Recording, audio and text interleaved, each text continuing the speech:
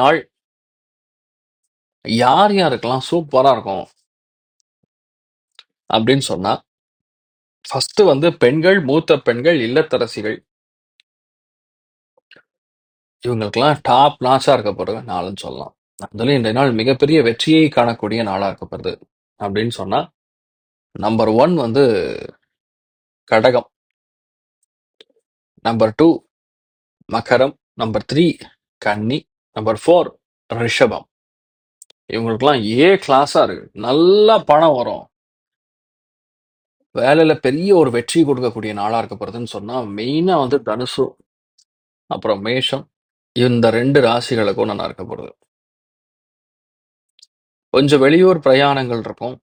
சந்தோஷமான சுற்றுலாலாம் இருக்கக்கூடிய வாய்ப்புகள் யாருக்குன்னு கேட்டோம்னா, மெயினா கும்பம், துலாம், மிதுனம் இவங்களுக்கெல்லாம் இருக்கும்.